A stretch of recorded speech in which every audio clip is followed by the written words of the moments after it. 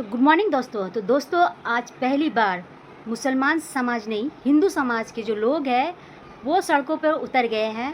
और आप देख सकते हैं हमारा पूरा मोहल्ला, पूरा एरिया कल बकरीद है जैसे सन्नाटों में भरा है। लेकिन सिर्फ इसका असर मुसलमानों पे नहीं बल्कि हमारे हिंदुओं भाइयों पर भी पड़ा है।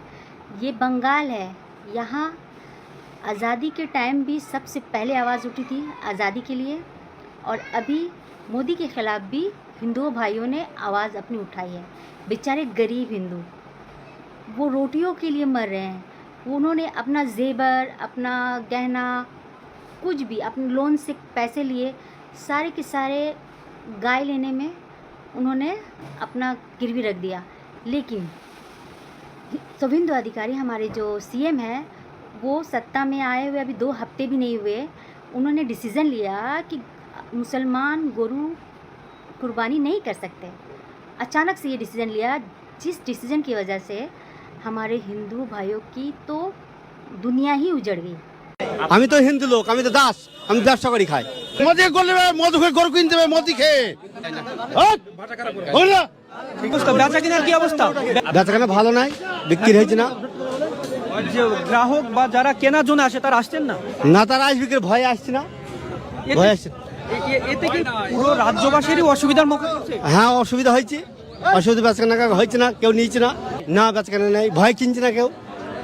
এতে ব্যবসায়িকদের না, শুধু যারা গরু নিয়েছেন তাদেরও সমস্যা হচ্ছে। তাদের সমস্যা, আসতে অসুবিধা, রাস্তাঘাটে অসুবিধা, পুলিশ ধরবি বলে ভয় করছে, কেউ কিনছে না।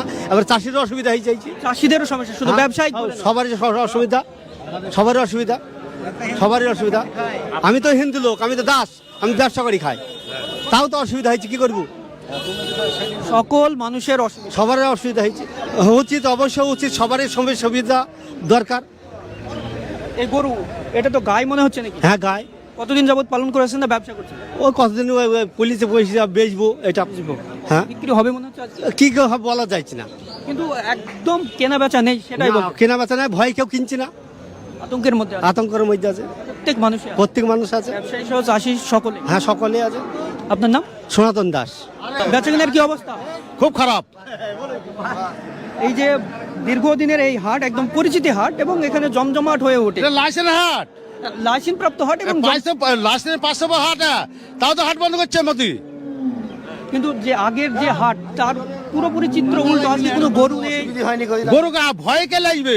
ভয় আইন পুলিশের ভয়ে, পুলিশের ভয়ে কে আসবে? গরু বেচা কেনা নাই, কিছু নাই, সব এসে বসে আছে।